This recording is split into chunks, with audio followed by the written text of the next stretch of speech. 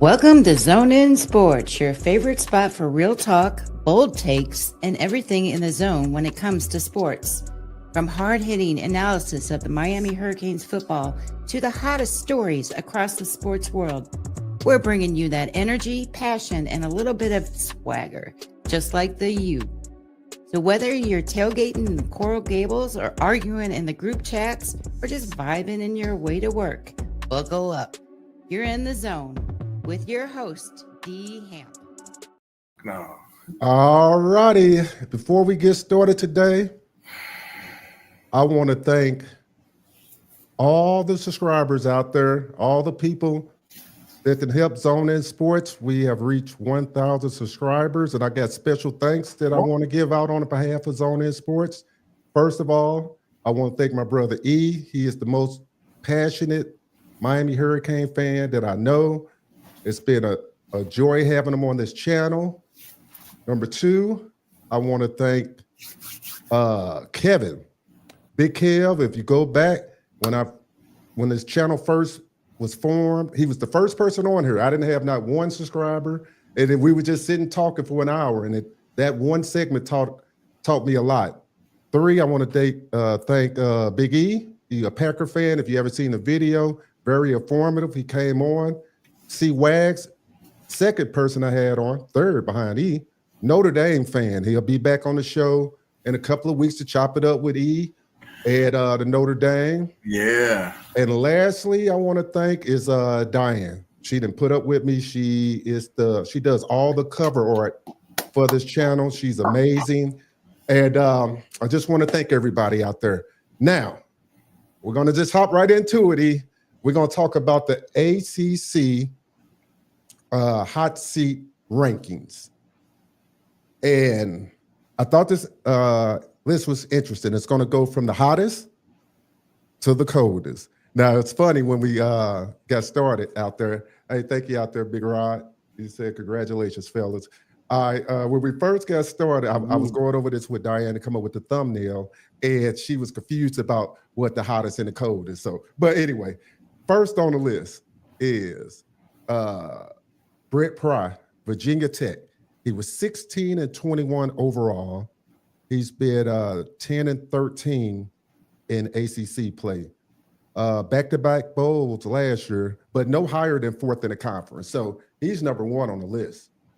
Number two, I'm going to go to five, and then we can respond. Number two is Justin Wilcox.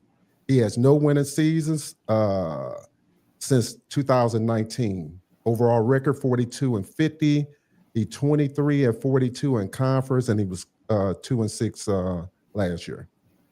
Tony Elliott for Virginia was 11-23 overall, 6-17. Last winning season was in 2019 when he went 9-5. Number four is Mike Norvell, 33-27 overall. Of course, we know last year they was 2-10. You know, they had an undefeated season in 2023.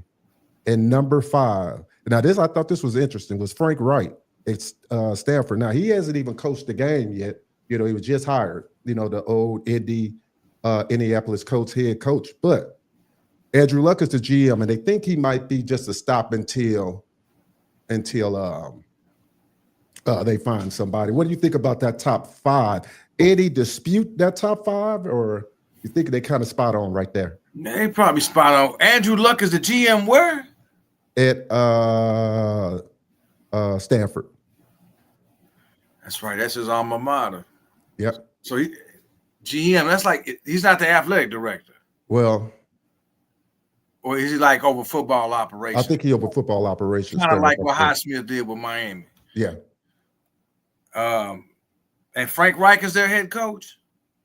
Yep. This is his first year coming in? Yeah, I think he was hired in March. He ain't even coached the game yet. So I just thought it was interesting but I think the reason why they just thought he was to fill in and he might be out, but you know, we'll see. Number six, David Doeren, NC State, longest tenured coach in the ACC, first loser season since 2019, 6-7. Okay, now we're going to get into the nitty gritty here. Number seven is Mario Cristobal. Number 8 is Pat Narduzzi from Pitt. Number 9 is Bill Belichick, North Carolina. Number 10 is Bill O'Brien, BC. Number 11 is Manny Diaz, Duke. Number 12 is Brett Kay, Georgia Tech. Number 13 is Fran Brown, Syracuse. Number 14 is Jake Dickert. And number 15 is Rhett Lashley, SMU. Number 16 is Jeff Brum, Louisville. And number 17, we probably already know, they say it's the coolest that won't be fired, is Dabo Swinney. So I got Mario, number 7, kind of middle of the pack. Some of these coaches, I think, is their first or second year. So, of course, they probably wouldn't be on a hot seat either. So what do you think about those? Any of them should be higher on the hot seat or lower on the hot seat? Where was Manny Diaz? Manny Diaz was number 11. That's fair for him. I mean, he second or third year, Manny Diaz? Yeah. Third year, I think. That's fair for him, man. That list is pretty decent, man. Mario in the middle at 7. Yeah. He got to produce this year. Yeah, middle of the pack. Middle of the pack. This is 4th season, man. He got to do something. They got to do something this year, man. You know, you won 10 games last year. Right. Okay, that's a big improvement. But if you want to look at it from a negative, in recruiting wise, you lost old boy out of Northwestern to Syracuse. Right. The rumor has it Cooper's going to go to Texas now. You lost out on some. You had a great June, but then rolling in July, you lost some blue chippers. Mm-hmm. Miami has a lot to sell. The money's not an issue because you got those other brothers that are boosters that got money right along with Ruiz. Right. So I think there's some negative recruiting by the other schools, which you know that's going to happen. Yeah, that's going to happen. Georgia and Texas are going to tell kids like Cooper, hey, man, Miami lost the Pop-Tart Bowl. It just don't even sound right saying the Pop-Tart Bowl. I want to piggyback something that was said earlier, because I don't get mad at high school kids that are 17 years old that make a decision because they're kids. They're 17 years old. Right. Local kids live in Miami, so they see this every year. Mm-hmm. They see you whooping up on the teams you're supposed to beat up on. Then they see you struggle with some teams that you shouldn't be struggling on. And then when you go head up in the last few years with the teams that are really good, you can't finish them off. You lose a bowl game to Oklahoma State. You know, you lose a bowl game. Who else they lose to? They ain't won since the Russell Athletic Bowl in 16 with Kite. Right. So when they bring out-of-state kids in to see, they go to the games they want them to go to, the big games that might be sold out. They see a big crowd. But the local kids, they see what's going on because they hear it. They at home. They see everything. Right. They're there every day. Right. And I'm pretty sure Mario is trying to sell Cooper the same thing that Texas is trying to sell him, that Ohio State and Georgia trying to sell him. We're going to build our offense around you. Right. And Tristan Keys, because they still want to get Keys to flip from LSU. Right. And I think at this point they need to get him in that even that Collegiate kid is from IMG now. He ain't a guarantee. Georgia on him hard. I didn't think he would be a guarantee anyway. It says Miami has to win and get the hell up out this raggedy ass ACC. It ain't even about 850 Kane. I agree with you, but it's where else you gonna go? Right. And winning solves everything because look, Notre Dame ain't even in a conference. So it doesn't. It ain't about leaving. It's about just fucking winning your games. Win your games. Right. If you win your winning cures all else. Yeah, because Notre Dame got what? Army, not Air Force, Army, and whatever. They're independent. We remember when Miami was when you were independent, you get all the top schools from everywhere. Yeah. Win your games. Don't struggle with a Wake Forest. Don't struggle with a Duke. Don't struggle with North Carolina and Virginia Tech. The only teams Miami should be in a fight with are Florida State and Clemson, and they don't even play Clemson this year. Yeah. Out of this conference. That's the only two teams that Miami should be in a battle with. The other teams should be practice. They should be practice, man. I'm sorry. That's like us struggling with Hazelwood West. Right. Us struggling with McClure. Come on. I don't think that's the problem. We have been winning the games. People think we are going to lose, and we turn around and lose the games. People think, I think that's a big problem too. That's fair if you go back some years. Last year, Miami beat who they were supposed to beat and let 2 get away. For the umpteenth time, we don't have to keep bringing up the defense, but they struggled though because of that defense. The year before, I mean, like I said, yes, Mario got him on the right trajectory. 5 wins, 7 wins, 10 wins. But you have to out-recruit Georgia. You have to out-recruit Texas now. You fighting to keep your local running back at home now. Yeah. The NIL is not an issue because Miami got bread. You're right.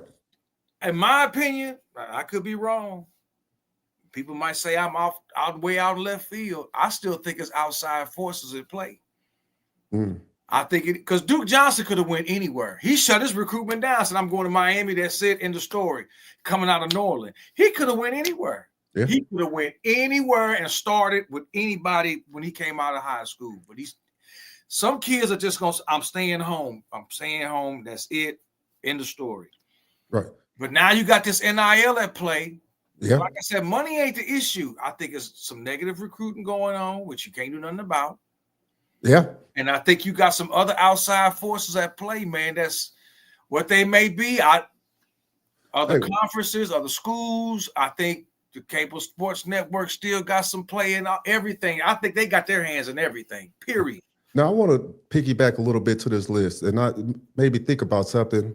What about Bill O'Brien in BC? You think he should have been below for as cooler than Mario? Because this is Bill O'Brien. Let me see what year. You know, they lost some transfers, some things going on in that program. They've been middle of the pack. Trying to get my phone. Or maybe it's the expectations, the reason why they got Mario over Bill O'Brien.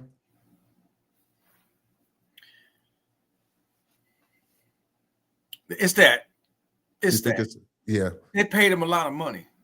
Yeah. 80 he came from the league, right? Yeah. Years at 80 million. That's $8 million a year, man. They brought him here not just to recruit, but to win. I read somewhere where they said Mario may not be the coach to win it. He might be the one to set it up with players and somebody else come in, like a Dennis Erickson did with Jimmy's team, and just don't touch the defense. He went to a single back offense and first year win a natty. Right. You know, I don't know if that's the case. I don't think that situation is that.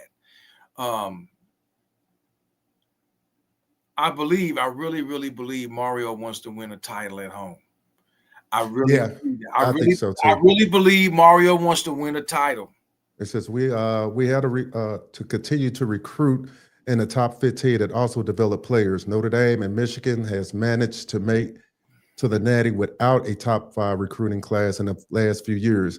You know, it's interesting on that. I read something and it talked about the schools that have the less people in the transfer portal. And in reading that article, you understand it's not the importance of so much 5 stars. It's your 4 stars, your 3 stars that you develop, and you get them to stay in the system. So well, I said that before. Remember, you got some 3s that are on the verge of being 4s, and you got some 4s that are on the verge of being 5s. They just need to be developed. Yeah. And your top programs, they only getting 1 or 2 portal players a year. So that tells you.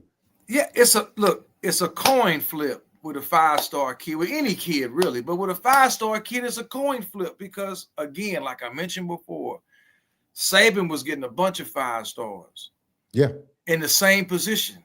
You walk in the position room, I'm all world out of Missouri. I'm Mr. Football, and I walk in the locker room, and there's Mr. Tennessee, Mr. Georgia, Mr. Florida, and Mr.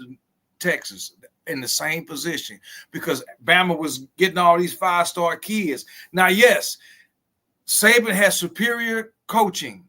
Yeah.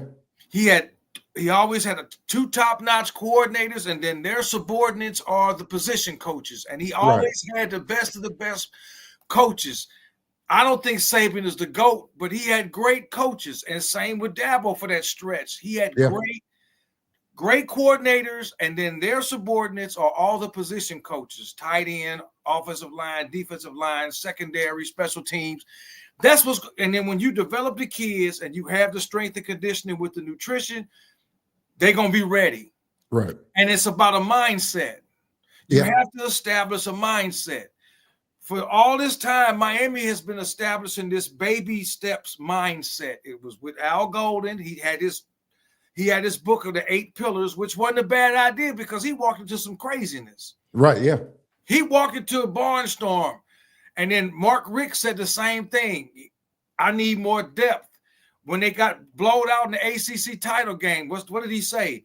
These kids aren't used to this. They're not used to this kind of limelight. We got to take gradual steps. So Miami been gradually stepping for 20 damn years. It's time to make a big step like Iverson did over old boy in the final. Tyrone Lue. Over Lue. When he stepped over him, it's time for Miami to step over and keep playing with it, man. Hey, thanks for that, John Kennedy. We appreciate it, bro. It's time to stop playing, Mario. You won 10 games. It's time to win the ACC. You need to come out of the gate and you need to beat Notre Dame. Yeah. You need to win.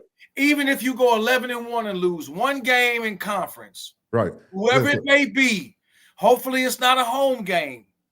I'd rather you go 12-0, but I'm being realistic now. I'm trying to be realistic here. I don't think you're going to go 12-0. You may stumble at SMU. You may stumble at Virginia Tech. But if you lose one game, you're going to be one ACC game. You'll be in the title game with Clemson. To me, the 2 most important games to win are Notre Dame, and if you get to the ACC, beating Clemson. Right. Those are the 2 most important games. The rest of them, it should be, you have to come out the gate with a win. Right. You start off with an L this season. Yeah, it ain't the end, but okay, it says a bunch of negative recruiting going on. Oh, absolutely. A lot of you got to say is, look at them. The stadium is empty.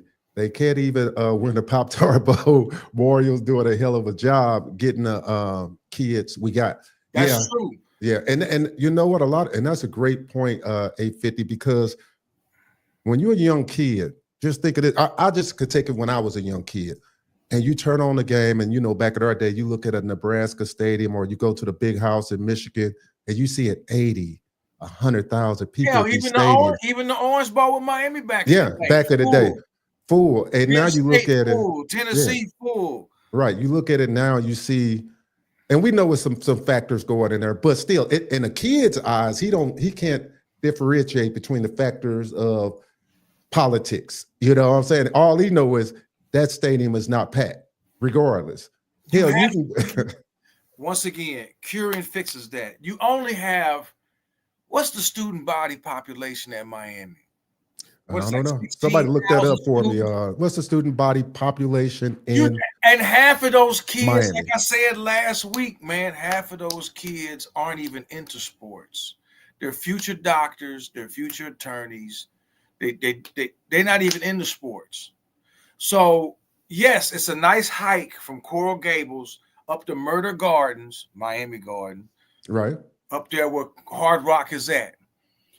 The majority of fan base are Hurricane fans like us who don't go to the school. And if they don't win, I'm not going to spend my money unless I'm just a diehard Canes fan. I don't give a damn. It's too much to do. It's nice outside. It's too many beaches I can go to. Right. There's too much other stuff I can get into down in South Florida. It's too much. I can go on a boat ride. I can go down to the Keys and eat me some some fire ass lunch or fish out the water. I mean, it's too much to do. Right. You have to win. You have to bring the excitement back to the program. You got to give people a reason to say, hey, man, Miami kicked North Carolina's ass next week, and they're favored against Florida State. Okay, we're going to the game. People are going to make plans for that. And look, I don't even talk about the betting aspect of it, but I do divulge a little bit. But in last year's, Miami used to have some crazy spreads, and then they would only win by 1 or 2 points. I mean, it was some games they was favored almost by 2 touchdowns, and then they just ink it through. So the odds makers was looking at them one way, that they should be dominant, but the product that they was putting on the field was on that side of the ball. Yeah, it says every time you fire a coach, you hit the reset button. That's true for every school. That's true, Mr. Brown, but we 4 years removed from that now. We're 4 years removed from that now. We're not firing Mario. Mario's not getting fired. This season right here, I say 7 is about right, because you rebuilt the secondary, got a new line, you got a new defensive coordinator, you got a new running back coach, you got the D-back coach from Florida, and we just whiffed on that safety because he was committed to Florida. Right. I forgot the young man's name, and now he going to where he going? Damn, what's that boy name? I want to say he going to USC or something. But anyway, this is the season, man. Right here, season 4. This is it. Yeah, this is it. The funny part, this season could move you up the list or down the list. Down. My thing is, like I said, this is D-Tackle Moden said his freshman year, in which it was 5-7 season, the team was selfish and fighting with each other a lot. He said Coach Mario slowly changed the culture to the point that players are leading practice. Yeah, well, you correct, because a lot of those kids were Manny Diaz kids, and a lot of them bounced when Mario got there. Some of them didn't. They had to be slowly helped to the door. Yeah. Okay, because he had to change the culture. The culture has changed now. Right. Okay, it's in all the only, I think the last Diaz kid was Restrepo, if I'm not mistaken, and George. So the seniors that were on this team were there when Diaz was there. Yeah. So it's interesting. Hey, I want to switch gears for a quick second. And also I'm gonna need this chat engagement on this subject. This is something Eric and I was talking behind the scenes about. We're going to talk about the Teddy Bridgewater situation that's going on down there. And basically, in a nutshell, this article was by Aaron Dixon, in case you guys want to look it up. And basically, Teddy went out there, had an open plea for donations. Okay, and spending money out of his own pocket. Yeah, the Florida High School Association basically alleges that Northwestern was asking for $700 a week for Uber rides, $1,300 a week for athletic recovery services, and $2,200 per week in pregame meals. Now, this is not precedent set by the Florida High School Association. And my research from the article from Aaron, it also says the First Academy was also had a 2-year ban, preseason or postseason ban, and was required to pay $36,000 back. So I'm just wondering, A, Eric, how do you feel about that? And B, if anybody in the chat is tapped in with that situation, how you guys feel about that? Now, only thing before I turn it over to you, E, I was sitting up here just brainstorming this, and I'm like, man, I remember when we was in school, the parents would do the cooking, and they would cook for us, and then we would have pregame meals over their house. The school didn't provide pregame meals for us in high school. So, of course, we had to find out different ways to get meals. And most of the time it was the booster clubs and things like that did the meals for us. But so I just think when I say $2,200 and I'm just showing my age, I mean, unless it's a prep school, it's a little weird. But anyway, go ahead, E. I'm not too privy on everything because I ain't down there. I know politics has a lot to do with it because they just had some big function down there where they had 20,000 people come out. I think it was some type of alumni deal where they had over 20,000 people show out. Many, because Northwestern is supposed to have a huge alumni, the biggest alumni in Miami, and arguably one of the biggest high school alumni in the entire state of Florida. Right. So they had all these people come out, and then a week later, Teddy comes out and says, "Hey, I need donations because I'm coming out of pocket for, like you said, meals and rides and whatnot." This screams politics all over it to me from somebody on the outside looking in. He bumping heads with the school. Yeah. He bumping heads with powers to be at the school. Right. And maybe it is, but like I said, it's not president because the school down there, the First Academy, they actually got banned, postseason banned for 2 years and received a $36,000 fine for, I believe, giving Uber rides down there. So I don't know if it's something going down there in the Florida system down there, and maybe it's different from private institutions to public institutions. Somebody down there. Oh, it is different, man. I don't care what state you in. There's going to be some politics involved because the private schools are tapping into the schools that got the talent. We see that. We see that up here. Yeah, and the public schools try to keep up. Ain't no way CBC and Chaminade and some of these other private schools up here should be on the same level with some of the public schools we got. And they out here, they got the resources. They come into the neighborhoods and they recruit. Yeah. They recruit. I mean, so this screams politics to me, man. This screams politics, and he bumping heads with and he did a big thing, man, because that's a huge rivalry with Miami Central between them and Northwestern. And Miami Central been kind of dominating Northwestern. And here come Bridgewater, come back, and they win a state title, Northwestern. Northwestern was that deal in the 70s and the 80s, man. They was all your big-time Hurricane players, a lot of them, Melvin Bratton and Nate Webster, just to name a couple.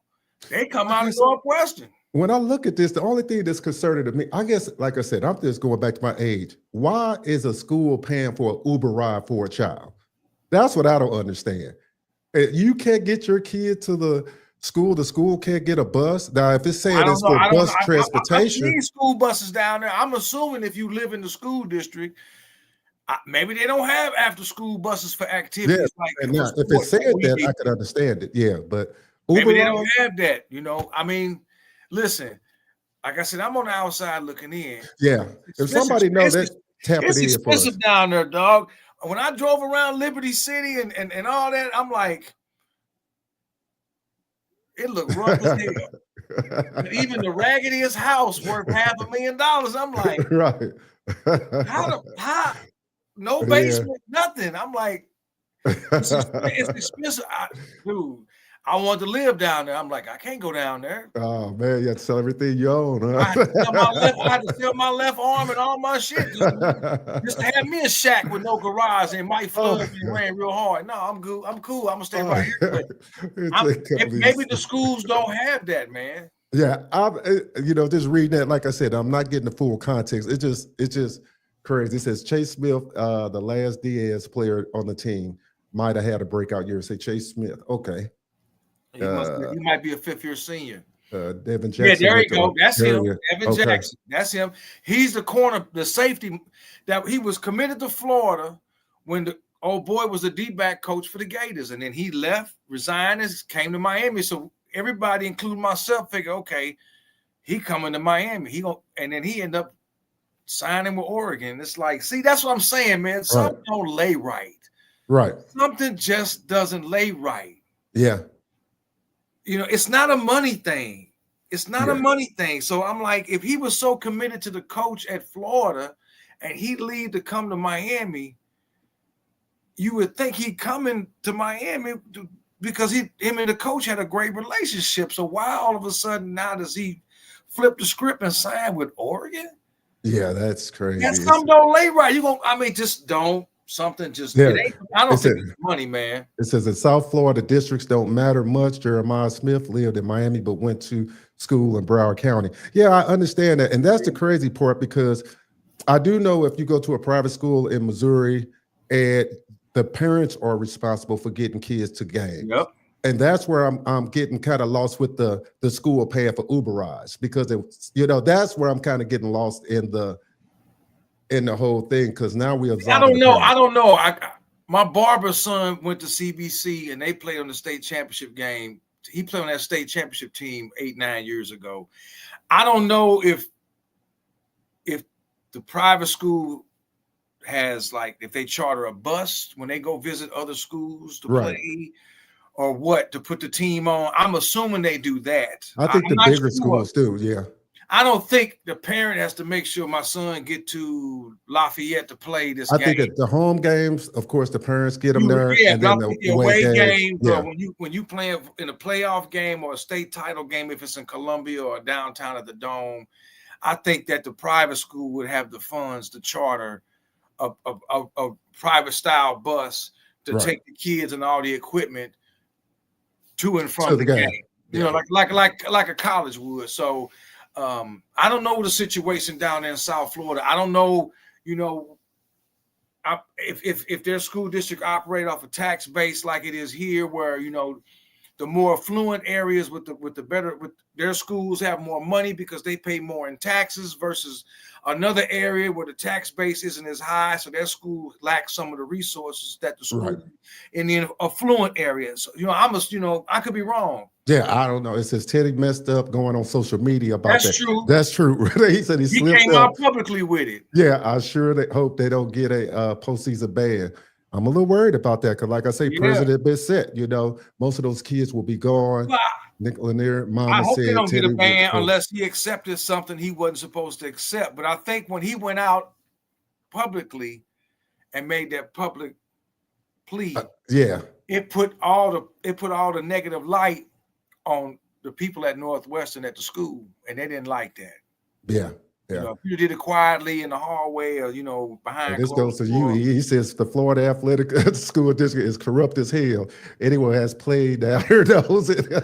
Hey, they corrupt up here in Missouri too. Trust, and Illinois too, because they're super corrupt. I think a lot of them it's like they said before. If anybody know anything about East St. Louis football, and a lot of this is alleged stuff that went on, that they have been bringing people over to the district, paying for housing over there, because you got a lot of Missouri kids to go across the border, and they got houses set up to get them addresses and stuff. Now, this all alleged, but allegedly. But we do know there's no way you leave it. I'm gonna say you guys down there probably don't know, like St. Louis County, or you stand in wherever, Chesterfield, and then all of a sudden you going to school in East St. Louis. It just don't make sense.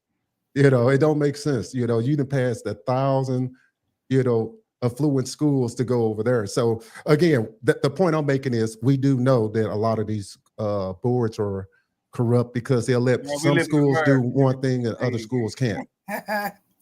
So we live in America. Everything is shady, from pee-wee to adulthood. It says Jeremiah took a 40-minute ride to school every day. He took a ride. Yeah, I believe it. Yeah, I believe it. Yeah. It's crazy. Now, I'm gonna switch gears real quick to this next one here. Hold on. Okay. They never had busing down there in South. They never had an issue with busing. See, we've had busing up here. Yeah. There was a lot of city kids in the city of St. Louis that got bused 40, 45 minutes. You got to wake up 2 hours earlier than your peers to go to school at this school that's 40 minutes away. So they could desegregate that school. And this shit went on into the late 80s and early 90s. Yeah, because actually deseg, I think, started, in Missouri. I think it was just right after I left, because it was like. It finally stopped, man. Yeah. It might still be a couple schools that bus. Yeah. That still bus kids from the city out to the county. Yeah. I mean, so. Yeah, that's a whole nother topic. All right, we're going to talk a little bit about, I had this conversation, and I'm going to keep this anonymous. Oh, and the reason why, I'd like to rail against the media, but your boy is a member of the National Media Association. I am, as of last week. So I have to. Congratulations. Thank you. And we're going to talk about this NIL deal. And I had a conversation with a parent, and I'm speaking to you about this. I'm not going to say their names because they both play in college athletics. Okay, one plays football in the Big 12. Other one is independent. They're good friends. We had the conversation about NIL deals and what's being evaluated on Rivals and on 3, the evaluation numbers they're supposed to get. Okay. After the conversation, he said, well, the NCAA never cracked down on it. I said, no, that's the whole purpose of the collective bargaining agreement and everything. We arguing back and forth. Now, article comes out Friday or Thursday that I received. And basically, it talks about the new law enforcement. Now, a lot of people, Eric, didn't think that it would have teeth, but Congress got involved, and they haven't ratified it yet. You know, when Congress get involved, I implore everybody to read it. Basically, what's going on now is, you know, every state has their own NIL collective thing that they can do. Now, Congress saying it's going to be a uniform thing. Antitrust. So now, under this new agreement, and I'm paraphrasing everybody, that you can't sue the NCAA, kind of like the national football, the antitrust. So once you sign this agreement, but the kicker is now the conference can set up the NIL deals how they want to, which, what we talked about before, contracts coming about. And conferences, you know, they could say you sign with Ohio State, you got to be here 2 years, blah, blah, blah. Good things that came out of it is health insurance for the kids, that they can get financial aid if they're not at the school anymore. You know, if they leave injury, if you get hurt, they still have to pay your medical bills for 3 years. So it's some great things that came out of that. But the kicker is, to me, it's going like pro sports. Say you. That's crazy. It's semi-pro. Vegas been involved, and now the only thing I'm worried about is if they put verbiage in that will benefit certain schools and eliminate others, because then you're going to see the same teams every year. Right. I like to see the playing field even, because right now the schools that put up the biggest bucks are the ones you see in the playoff, or the ones you've been seeing play for national titles, or when it was a 4-game playoff. You've seen the same teams all the time. You always see Bama, you see Georgia, you saw Clemson, you saw Ohio State. You know, you're seeing the same teams, and then when you get a, you know. Oh, but hold that point before I forget it. I didn't put in there the top 71 to 77 schools. I'm not really sure of how many schools, but I know it's in the 70s. They get 22% of the revenue. So what happened to the other 34, 35 NCAA schools that don't get that 22% sharing from the revenue? And, you know what I'm saying? So it's still set up for, like you said, for Bama's and them. Now, it's called NIL Go, if anybody know what the clearinghouse is. So far now, as July 1st, I think they've almost denied almost 100% of the third-party claims. Third-party claims are like, Eric, you have a golfing event. You want to pay the athlete to come, just speak at, you know, I'll give you $1,000 just to show your face and whatever. Well, they saying that event has to be relevant to the sport. That's what they're trying to say under the third-party agreement. So, and it also stops from funneling money. Heaven forbid, we're not advocating anything. If a drug dealer sets up a company, want to give a guy $1 million, it kind of stops that. So, but go ahead and finish your point. I just wanted to clarify some things. I'm glad you did that, but like I said, it come down to the money, like always, man. Yeah, it's about the money, and I think it take away from the sport. I really do. I really think it takes away from the pureness of it. Yeah, it's crazy. Well, here comes the big man. Yeah. Here comes the big man. Oh man, you know what I'm saying? This is get ready for Bama and the usual suspects to get exempt. Yep. Yeah. You already know they're gonna carve out something. Like I say, it hasn't been fully ratified yet, but And it you're will gonna be have the ratified. cable sports network right behind it on TV with the narrative that it's all good. Well, you know, the crazy part, either the thing that's kicking me is like the antitrust thing, because it's like just like the NFL and Major League Baseball. Once you get that in and you can never be sued, you're like ultimately powerful. Yeah, You know, you could do whatever. I'm untouchable. I Yeah. can't. So how does that really help the kids in the bigger? They say, okay, yeah, we'll go ahead and pay you this insurance. We should have been paying you this 25 years ago. But now, oh yeah, we'll pay you 3 years if you get hurt. We'll pay you this. But ultimately, what about long-term CTE now? What about long-term health? The stuff that might affect you 20 years outside the game. What about a pension fund for them? Now they are setting up financial classes for them, for getting NIL deals, some other things, how to file taxes and stuff like that. Also, the point is, you think they're going to keep giving them stuff free? If I'm paying you $200,000 now to come to school here, they might start deducting water out your check, vending machines out your check. Why are we giving you all this free if I'm paying you $200,000? It's just stuff that might happen in the future that a lot of people don't look at. You're already getting a free education with the scholarship, right? And not every kid gonna get paid. Right? Yeah, true. Not every boy on the roster gonna get paid. You know. Right. That's crazy. I had to read it, man. It's crazy. They need to give G5 schools. We only gonna say G4 because that Pac-12. We ain't gonna count that one. Their own playoffs and have their own national championship game. Yeah. It says the good old boy networks is undefeated. You already see Trump at the Bama commencement speeches with Saban. Yeah. Well, you know, that's probably why a lot of this stuff was going on behind the scenes. And Erica spoke eloquently about the influence that Nick Saban had in football and some of the reasons why he decided to depart his, and I'll let him speak on that though. Well, we know why he left. He can't dominate.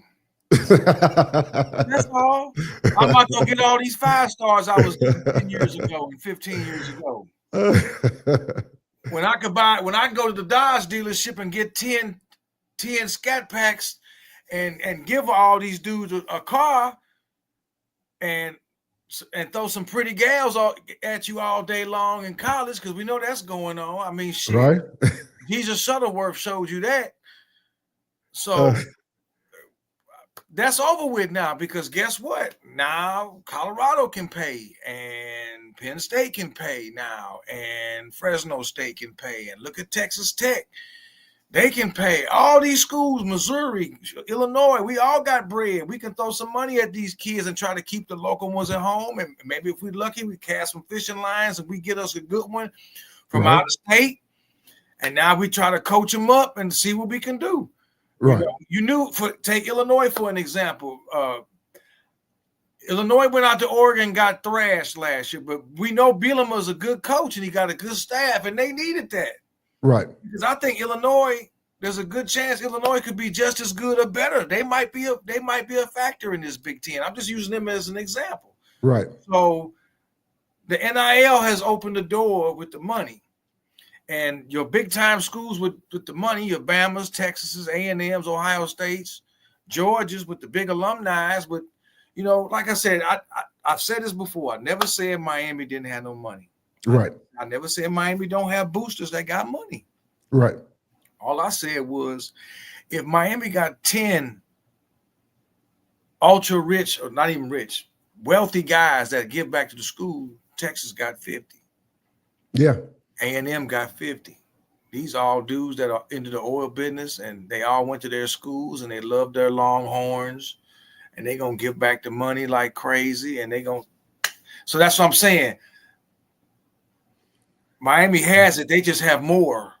That's all I ever said. So as far as Miami is concerned, because I could care less about the other schools. As far as Miami is concerned, Mario has one job to do, and that's win. That's it. Winning cures all else. Win on the field on Saturday. Show that you can not only recruit, but that the coaches you hired are not misses. You've missed a couple times on the defensive coaches. Right. You had Kevin Steele. He didn't work out. And then Bama snatched him up. I don't even think he had Bama anymore. Right. You got Lance Guidry. Didn't work out. I'm hoping this Heatherman guy with he's got a more aggressive defense to let the guys play more to their strengths. Mario knows he's. It says, do y'all think Dion would be a good fit for the program? No. Well, you can go first and explain why you don't. No. And I'll go Ask me, Techstar, you explain to me why you think he would be a good fit. And it's nothing against Dion, but no more Seminoles. We did that with Diaz. No. Sorry, kids. I'd rather go somewhere else. Dion can stay right out there in Colorado. He's doing a good thing. He got his thing. I don't care about Colorado. Right. I only care about right here. That's all I care about is right here. Mario got a 10-year contract. We don't need to be talking about other coaches and all this other stuff. This is the year he knows it. I know the man knows it. This is year 4. He said by year 6 or 7, they'll be hosting a trophy. Right. I'm thinking year 6. Well, I'll tell you why I don't think so. Nothing against Dion. It's just a couple of different points. You know, he did good at Jackson State. He did good in high school too. Jackson State, lower competition. I know he's still building his program up now, but I haven't seen enough on him on the elite level to make me think that he'll be ready to step into the job like Miami, where the expectations, if you think the expectations as high as Colorado, let them come over to Miami and see how high the expectations will be. Right. I just don't know if he personally could be ready for it, because Dion is a different animal. Dion is ultra confident. This is for Mario Cristobal. It's like he on a ship now, and you're not in rough waters, but he gonna have to navigate this ship like he going through the Bermuda Triangle, man. Yeah. Okay, you in year 4. It's not the same as when Jimmy came. When Jimmy came, they just won a title. Nobody heard of him. He come from Oklahoma State. He had a lot to prove. And his first year, Miami went, I think they went 6-5 or something. Mm-hmm. He lost like 4 games or 5 games. And then the next year in 85 is the year that he turned it around. Even though they lost the bowl game to Tennessee, they lost in the Sugar Bowl real bad. He turned them around in 85 because I think Vinny was a freshman or a sophomore. Mm-hmm. He was a sophomore in 85 because 87 was his senior year when they lost to Penn State. So Mario being year 4, and you done went upwards winning 5 to 7 to 10. Mm-hmm. This is the time now. Like I said, whether you're 12-0, 11-1, 9-3, which I don't think 9-3 can't do 9-3. Right.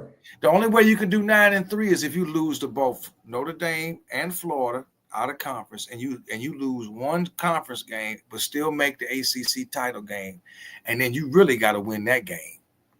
You got to win that game. You can't finish the season 9-4, losing the ACC title game, not in the playoff, and then you get some other bullshit bowl game.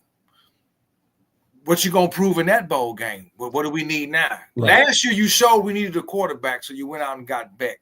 It says Mario recruits itself. We had the top 15 class with Al Golden. I think he probably meant Miami recruits itself. That's what I think he probably meant to put. Al Golden wasn't bad at recruiting though, because I mentioned this the other day. They said somebody said Al Golden was a bad recruiter. I'm like, no, he wasn't. You got Tracy Howard, he was a 5-star. You got Duke, he was a 5-star. You got Stacy Coley. He got a number of dudes that was big time that come to Miami that Golden got. So right. Golden wasn't a bad recruiter. Yeah. He faced other obstacles that Mario don't have to face. Mm-hmm. Again, Mario has to win certain games this year. And to me, the most important games to win is the first game and the championship game. And the ACC championship game. That's it's almost the same thing that Ryan Day went through and the pressure he went through and stuff. I mean, no coach is absolved from the kind of pressures that knowing that they got to win. They are well, and he knows specifically. If anybody didn't watch his interview that he did, I think was it last week, and he talked about some of the same stuff, and he knows the pressure. He says, "Yeah, why do you think Cooper is going to Texas now, when Texas wasn't even in the mix 3 weeks ago?" They pushing for him. They because Texas is pushing for him. Their last 2 running backs went high in the draft. And they're going to tell Cooper the same thing Miami's saying. We're going to build our offense around you. We in the playoffs the last 2 years. Where Miami been? That's all I got to tell a kid. We're gonna make you the center of attention. And we've been in the playoffs the last 2 years. We've been in the SEC title game the last year. Right. And where's Miami been? Y'all can't even win a Pop-Tart Bowl. That's all they're going to say. That's all they're going to listen. That's all they got to say. That's all they got to say to a 17-year-old kid, and he going to be like, you think Shannon Dawson and Mario ain't telling Cooper the same thing? We want to build up. Look at the offensive line we got. Look at Darion Coleman, probably one of the best quarterbacks in the country coming. Right. We sitting there ready. We're going to build our offense around you and Tristan Keys. So, yeah, it says we're gonna switch on. It says Dion is used to the spotlight. I trust him. I'm only worried about his health. That's fair to say, but Mario used to the spotlight too. Yeah. He just won 2 Pac-12 titles. Yeah. Won a Rose Bowl. This ain't nothing new for Mario. That's what I'm saying. It's like, to me, if you told me if you just take the name out of it and the coaching accolades, I mean, come on, Mario. In my opinion, is a better coach than Dion. I mean, it is what it is. At this point, you can't. If you put resumes up against each other, yes. Yeah. So it's nothing against Dion. Right, nothing against Dion. Yeah, and it says it's just that no. Yeah. Right on, Mr. Kane. Listen, I just again, this is me. I'm hoping most of the fan base feel the same way. Right now, the most important thing at hand is fall practice. Right. I'm not going to boo-hoo over what kid come to Miami and what don't right now. I think Miami's sitting at number 9. You want to be in the top 10. Oregon may jump Miami. It all depends on where Cooper ends up going, if Tristan Keys end up coming or not, if the Collegiate kid come or not. There's another boy that might reclassify to 26 that they say he the truth. Right. He already about to graduate. He got enough credits. He's a brainiac, but he's the shit on the field. Listen, I'm looking forward to fall practice. I don't have time. I mean, I watched the recruiting. Right. I'm not going to get disappointed or upset with a 17-year-old kid or an 18-year-old kid because he decides to go somewhere else. Right. That's the choice he and his parents made. Okay, it is what it is. If I'm gonna get upset, if I even get upset, right? If I call into question anything, it's going to be with the coaching staff that we whiffed on some of these kids. But like I said, you're not going to get them all to stay. Right. You fighting against the other schools that's throwing dirt on your name, and even with 10 wins last year, 10 wins, quarterback, first round draft pick, overall number 1. Right. But you lost the game at the end of the year where you were up 21-0. Right. Yeah. You go to a fucking Pop-Tart game, ball game and you lose that game. And I know Miami didn't care about losing that game. I didn't care about losing that game. Right. You took Cam Hellman away from him. But again, you should have enough depth. You should have enough depth to win that game. Right. So, but they saw what they needed. And you went out and got Carson Beck. So we all keeping our fingers crossed that, okay, Beck gonna come in. They say he's looking good. We won't know till fall practice when they put some heat on his ass in practice. Right. he got a chip on his shoulder because he was way up here, and now they're talking about him like he ain't nothing. Right. Okay, let's see what fall practice bring. August 31st is going to be important, but before we get to August 31st, we got to get to July 31st. And it's coming quick. It's as a Miami fan, we Thank got to you. save our judgment on 1,000 agree. Mario. If we sitting here next year, talking about this same shit, his ass going to be moving up from number 7. He going to be in the top 5, a hot seat, because look, dude, now you got all this money. You got talent. You right there. Some would argue, I would argue our roster is damn near even with Clemson. Right. Okay, so if we sitting here next year scratching our heads, how did Miami lose to Pitt on the road? And I'm not gonna blame weather, damn that. Or how did we lose to Louisville at home? Or how did South Florida come up to Miami and pull one out? If we lose something like that, right? Okay, now we got some problems, right?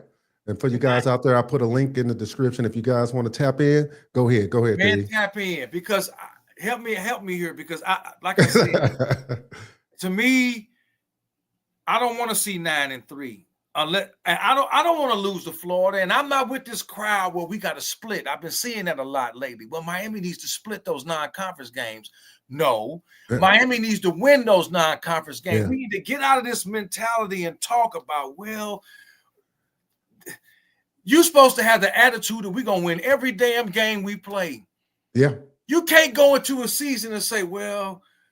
All right, we got DP coming on. If you guys, I got him behind the channel. If you guys haven't seen DP, he has his own station. I wish you guys going to check out his channel for to bring him on stage. Come on, what's up there, DP? What's up, fella? What's up? Man, how y'all doing, man? I've been meaning to tap in with you, man. What up?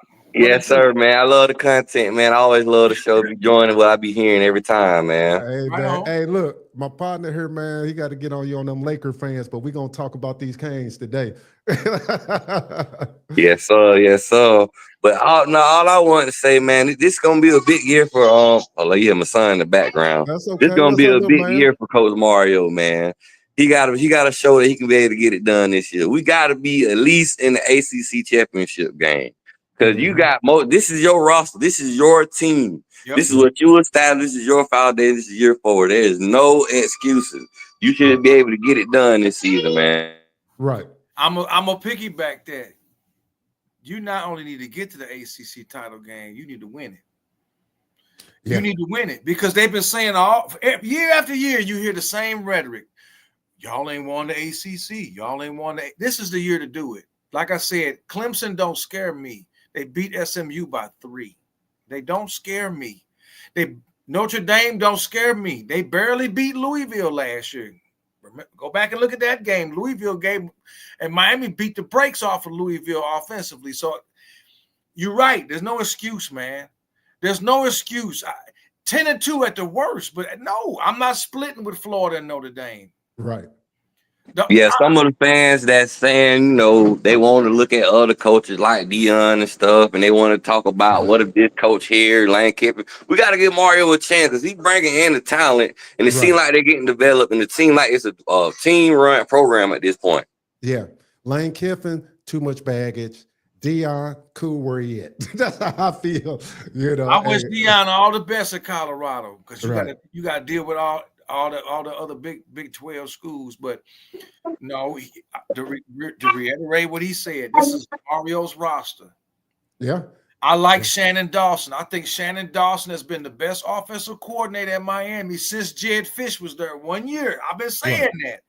I thought Jed Fish was nice, and he left to go to Jacksonville. If Stephen Morris would have had Jed Fish longer, I think we'd have had something back then. But I like Shannon Dawson, and I think Dawson is evolving with each year.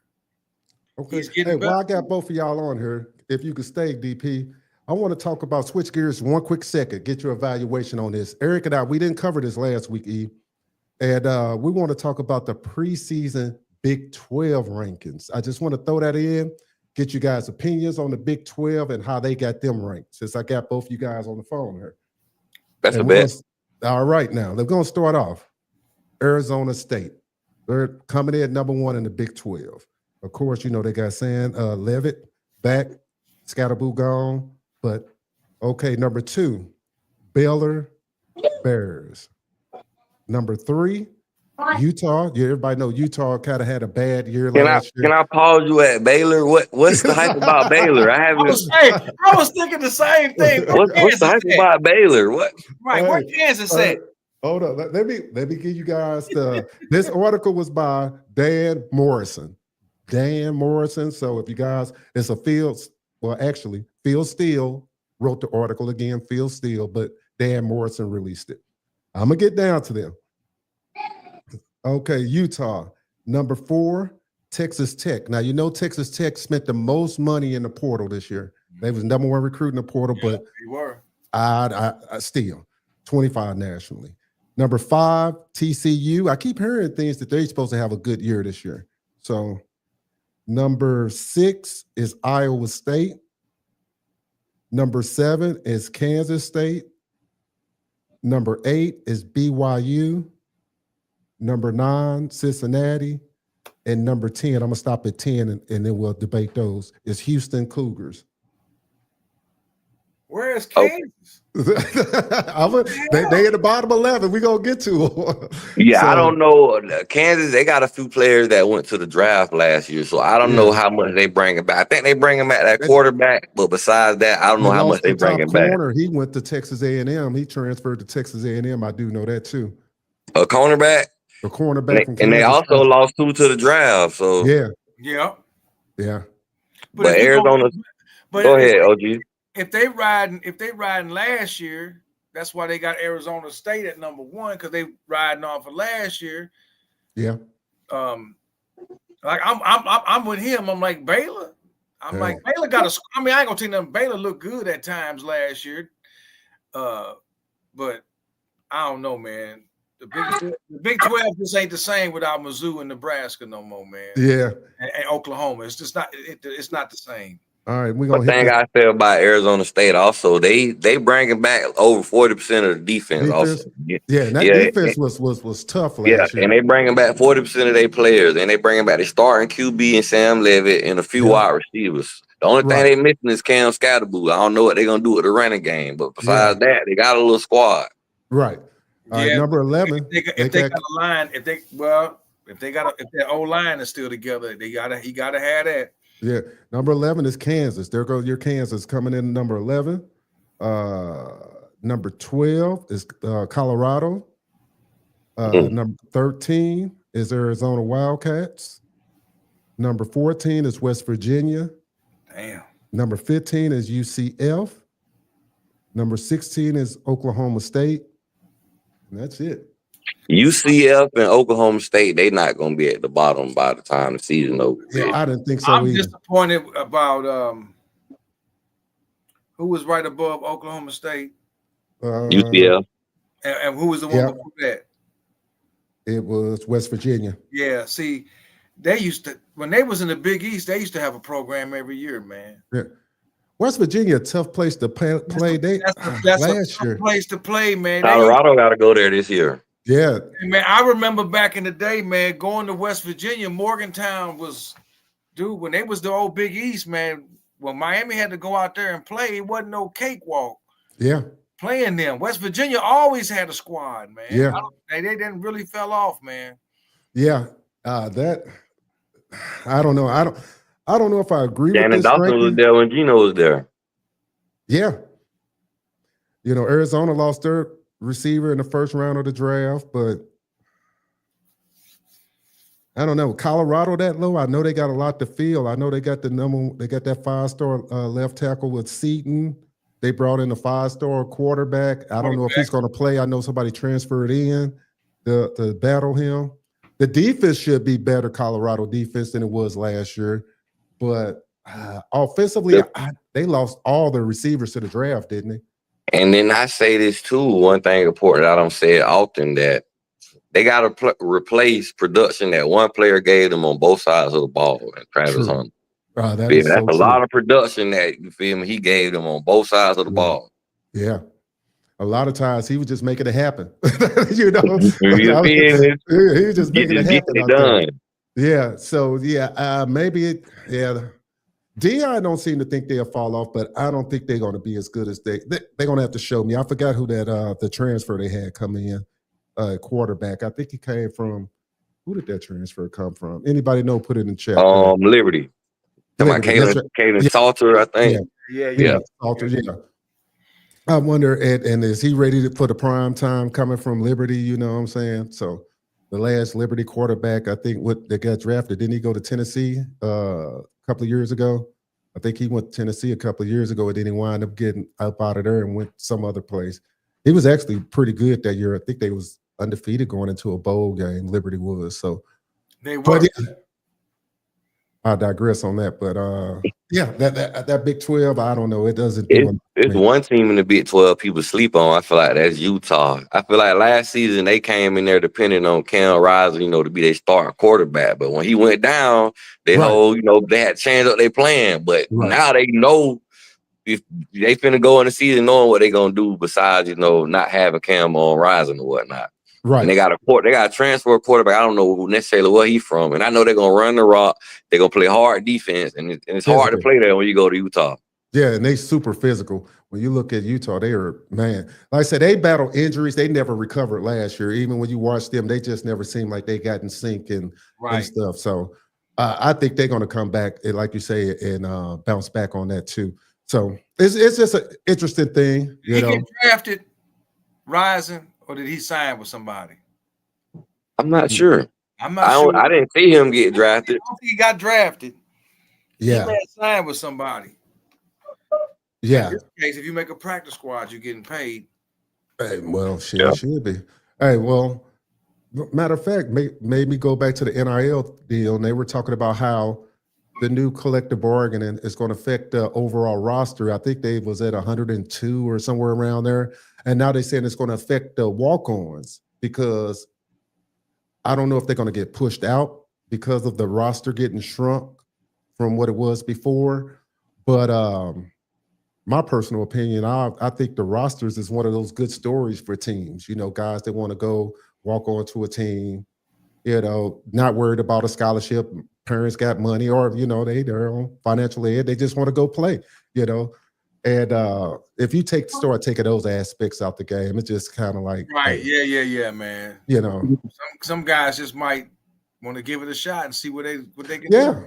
Yeah, it's nothing wrong with that. But when you start playing players, how does that work? Because you're not playing the walk on. So that's why they say they might get phased out of the team.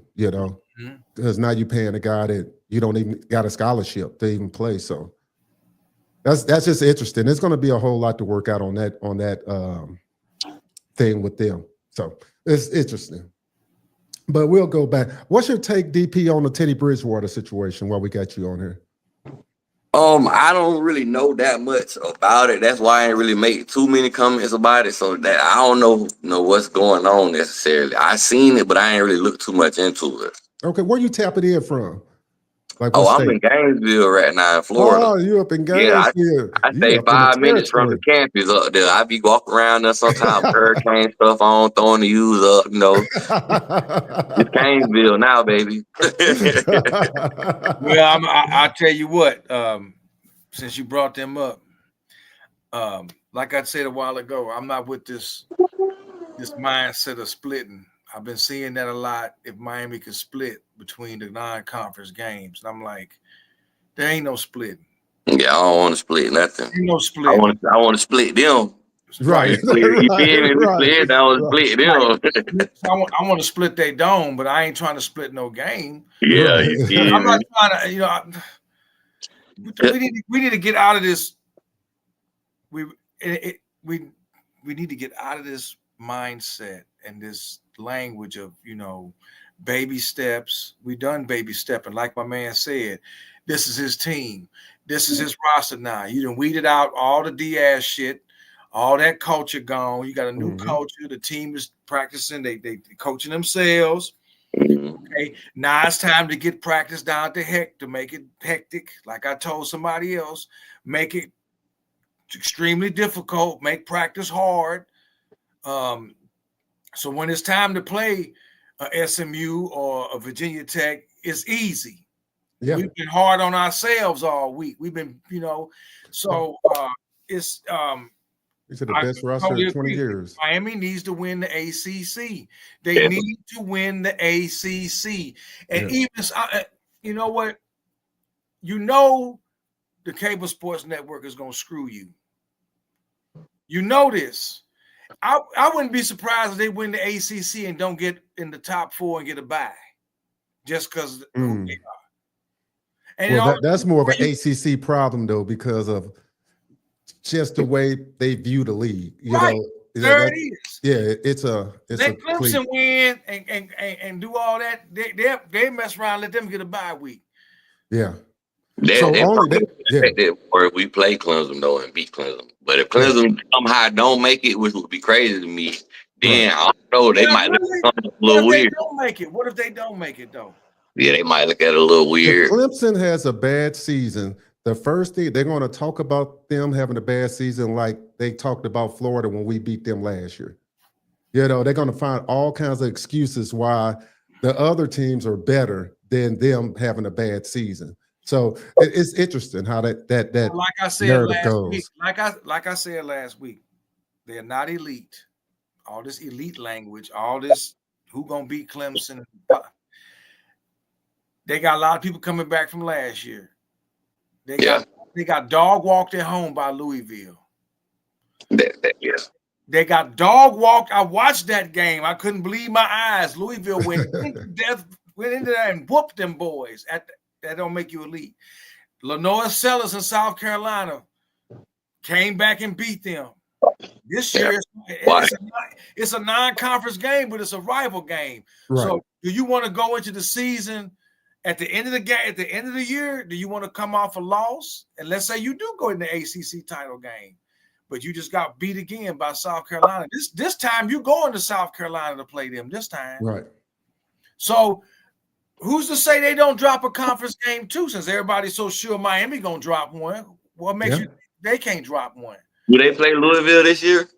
I believe so, and Florida State, and I believe they play SMU. Let me look at their schedule. Like I said, I'm not with the crowd anointing them as the elite top ACC team. Put their roster next to Miami roster. Hey, the odds makers do. Let's see here. Football. They play LSU, Troy, Georgia Tech, Syracuse, North Carolina. Okay, Boston College, SMU, Duke, Florida, Louisville, Furman, and South Carolina. They play Florida State. Yep. They play a high school team in November. See, they borrow from the playbook of Saban. Remember? Yeah. Alabama been doing that since he been coach. We're gonna do good. We're gonna try to stay in the top 4 when it was a 4-game playoff. ESPN gonna keep us there. And then we're gonna play a high school team in November so we can rest our starters in the second half or the second quarter after we up 31-0 on a Furman. Yeah. And then we're gonna rest our starters just so we can pad our stats and we can jockey our position in the top 4 to see who we're gonna end up playing when it's a 4-game playoff. And Dabo borrowed from the same book. We're gonna play a weak team in November. But the funny thing, looking at their schedule, all right, they play LSU. That's no guarantee they're gonna win that game. I want them to win that game. Yeah, I think LSU is a lot better than it was last year. This year. Yeah. This is the one time I normally don't root for a conference. But the ACC needs this really bad. This first week, this is a big week for the conference. Because what was the ACC record against SEC last year? Because a lot of their teams did play head to head. Good. It would have looked better if Georgia Tech could have beat Georgia though. Yeah. But Louisville beat Kentucky. We beat the Gators. I can't think of nobody else who won out of the ACC versus the SEC. Clemson lost South Carolina, so that hurt us also. Yeah. I ain't gonna say us, bro. Well, yeah. We ain't talking about the ACC conference, yeah. Yeah, I'm talking about the conference. But the funny thing, the reason why I said week, they play LSU and then they play Troy, but then they come back and play Georgia Tech at Georgia Tech. There it is. See, they might a tough game. They might mess around and be, and they might mess around and be. They could be 2-1, or they could be 1-2. That's what I'm saying. It's Oh, like I said, now what? My thing is this: Georgia Tech wants some get back. Yeah, they want some get back. They at home. Haynes King is nice. Yeah. Haynes King is. I would have almost been like, Miami would have got Haynes King. Oh, it's going to be rocking there too. That's going to be a good game. This is a big week. Week 1 is big because LSU played Clemson, Miami played Notre Dame, Florida State played Bama, and it's at Florida State. Right. I ain't gonna just automatically give Bama that win. I am. Nah. I'm not. I'm not saying I'm pulling for Florida. Hey, man, anything can happen. Unless they show something way better they showed last year. Last year. Yeah, right.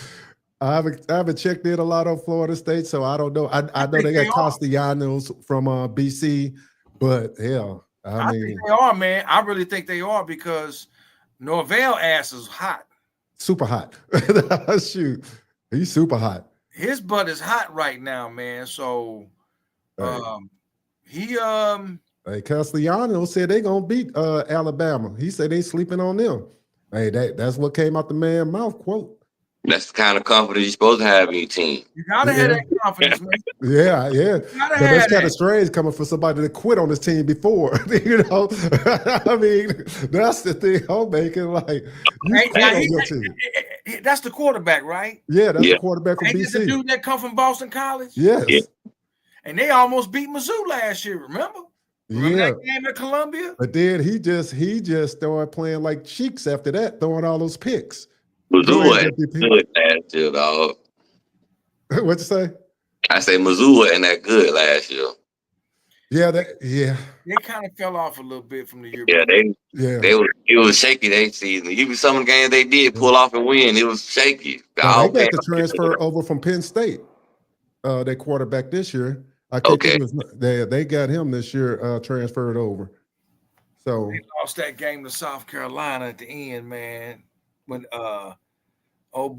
Luther caught that touchdown in the fourth quarter in the end zone on South Carolina, and they turned right around and let South Carolina go down the field and score to win the game. I was like, golly. Yeah.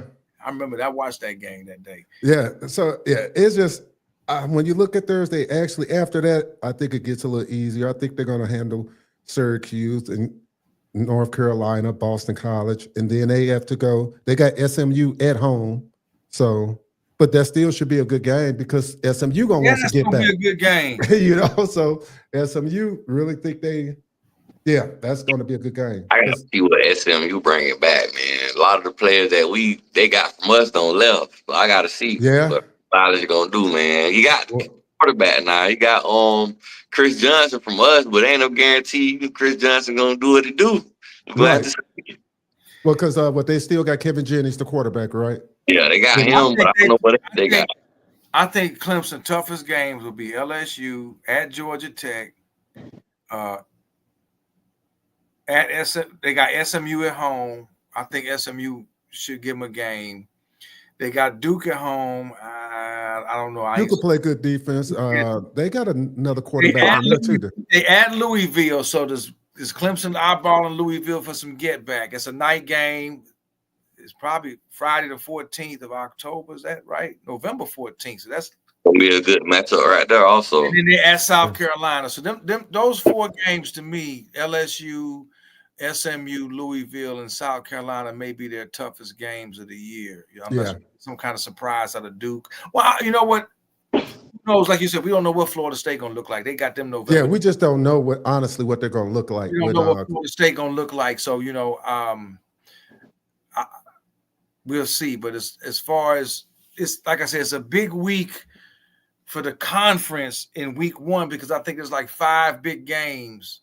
Right. They're playing out of conference competition that are. Yeah.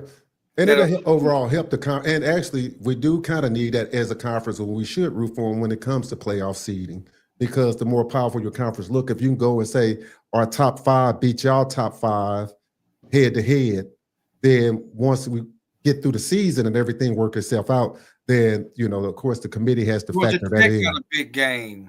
Yeah, they play Colorado, don't they? They play Colorado. Yeah. This game is I think Georgia Tech gonna run Colorado. In all honesty, I would hope so. Yeah. That's right. They're gonna be Colorado Test first game of the year. You're gonna let them know. They're gonna let you know what them trenches made of first game of the year. Syracuse plays at Tennessee. Yeah. So Fran Brown, what you gonna do? You got a big one. Yeah. I don't dislike him as a coach because he on the road. That first game or at home? Syracuse at Tennessee. Oh. But I ain't so sure about Tennessee. I'm not sure about Tennessee because they had all that controversy with their quarterback that left. Yeah. See, the thing about Tennessee, and I'm gonna just call him Nico because that last name, Yeah, I call him Nico too. He really wasn't the reason why they was winning. It was because Dylan Simpson, that running back they had, that boy toting the rock. He had over down 2,000 rushing yards. Right. They ain't really dependent on the quarterback to win the game. They just need somebody to get in there and don't mess up. Right. And I'm trying to think who transferred into Tennessee. Because I'm pretty sure somebody did. Because Nico at UCLA. Oh, the old boy from Illinois? Duke play Illinois first game of the year. That's going to be a good game. Illinois fell off. Yeah, Duke should win it. Illinois, they played tougher. They just fell off. I think they first 6 games, Illinois was like at 6-1 or something like that. And then they just, they really look bad after that.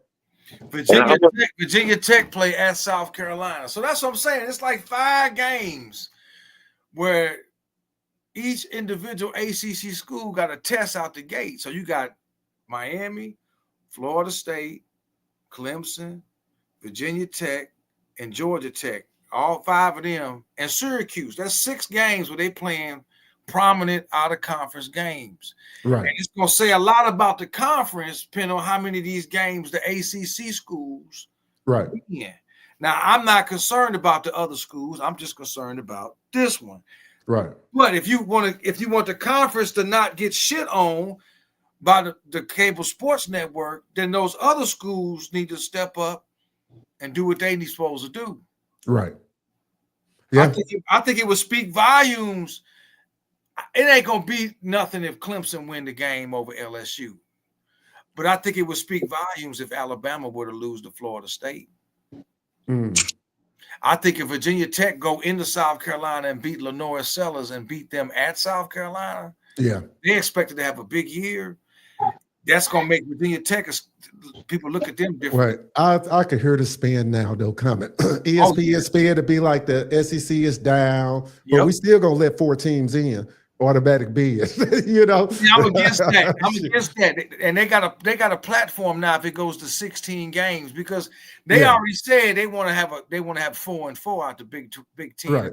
SEC. And I'm like, that's before a game even played, you get four teams in. No, makes no sense. It should be the top. It should be the winners of each conference, and then the next best team in each conference. There's your 8 teams right there. Right. You know what I'm saying?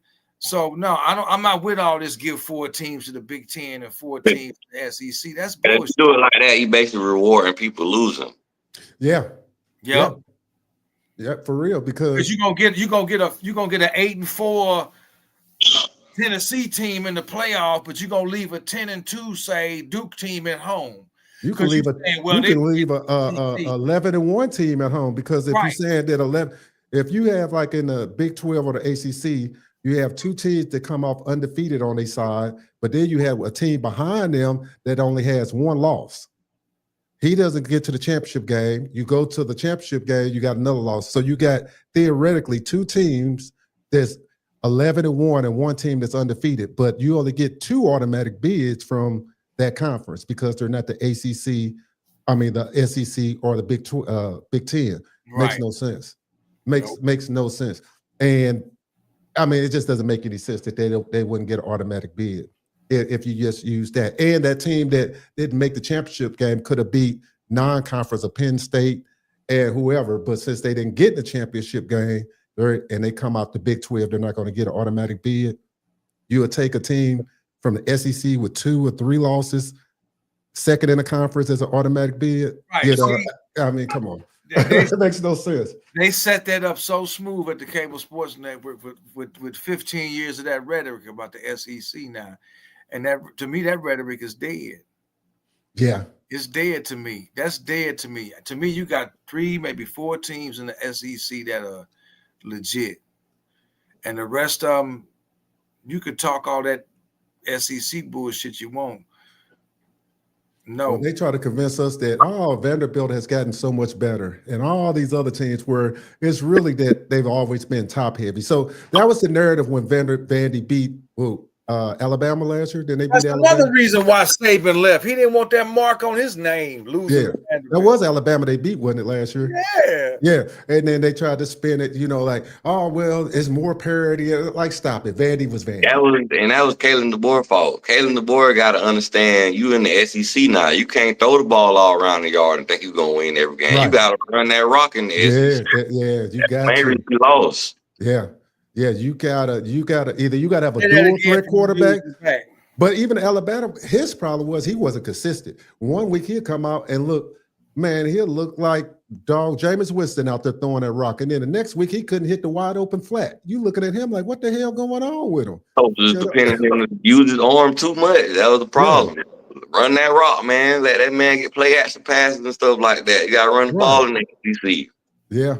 So that's the thing that I keep seeing when you look at this whole automatic bid thing. To me, you shouldn't. If you're going to do it, you got to come clean slate every year. At the end of the year, you determine the 4 best team, or let me see, the 10 best teams, and then you rock like that. You can't just say, "Hey." And I don't think a G5 school deserve an automatic bid. Hell, no. Yeah, that was crazy. Heck no. What they should not have been waiting to play somebody. They should have played in the first round. Right. I'll say that now. I believe in fairness. Yeah. If you win your conference, you should be in. But I think it should be across the board. That's how I look at it. That means if you win the WAC, you should be in. If you win the AAC, you should be in. Let all of them come in. Now, should they be in the top seed? No. But you won your conference. That means the American Athletic Conference is who? Memphis. It used to be Cincinnati, UCF, and all them. Tulane and them. If you win that conference, I think you should have a chance to play in that playoff to see if you can advance or get dusted. I don't think even in the WAC, a Fresno State or San Diego State, if they win their conference, they should get a chance in this playoff. Maybe they may not be seeded as high, but it's the same as the basketball, man. Right. Give them a chance. Where's Northern Illinois at? What the conference they in? They in that AAC or something? AAC or something like that. Okay. They beat Notre Dame. Right. And then they had a crappy season after that, too. They did, but I'm just saying. They got up for that game. That's shocking. If you got some signature wins and you run the table in your conference, why shouldn't you be in the playoff? Because you go to that school? Yeah. That's all I'm saying. In the group of 5, a tad bit different, mainly when it comes to the trenches. The skilled players, you're going to find size and speed, throughout college football. But the trenches is what's different when it comes from group of 5 and Power 5. That may, I won't even argue that that's not true. I'm still going to give you a chance. Hey, I'm still going to give you a chance. I guess they do that when they cut that check for them at the beginning of the year. They cut that check at the beginning of the year for you to play, and they say, this your chance right here. Did anybody see Northern Illinois beating Notre Dame, though? No. It was crazy. Marshall had got them the year before, I think. Yeah, but the funny part about that is you will see a different mentality than playing Notre Dame first game and then having to play them in the playoffs. Mess around with a hurt. Maybe so. So